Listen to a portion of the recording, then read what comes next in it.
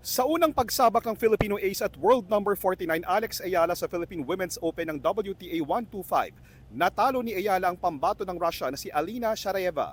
Sa set scores na 6-1, 6-2, nag-advance si Ayala sa round of 16.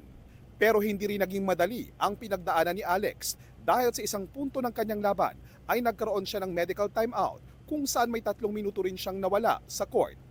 Pero maayos din siyang nakabalik at naipanalo ang laban. Si Michael, excited na bumiyahe pa Maynila para manood sana ng laban ng Filipino tennis ace na si Alex Ayala sa Philippine Women's Open ng WTA 125. Pero sold out na raw ang ticket at ground pass na lang ang kanyang nakuha. Malungkot lang po kasi actually galing pa po kami Tugigaraw. Tugigaraw pa po kami galing para makapanood po sana. Gayunpaman, todo cheer pa rin si Michael para kay Ayala. Ilan pa sa mga nanood at nag-cheer sa unang laban ni Alex sa WTA 125 ay ang kanyang mga tiyahin at pinsan.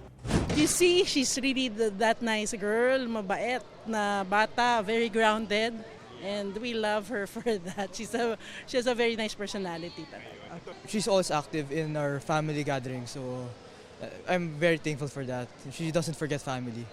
Kinakausap daw nila ang team ni Alex ngayon kung kakayanin ba ang isang salo-salo kasama ang buong pamilya habang nasa Pilipinas bago tumungo si Alex sa kanyang susunod na laban abroad.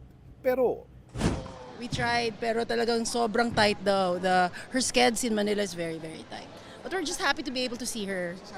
para sa GMA Integrated News, ako po si JP Soriano, ang inyong saksi.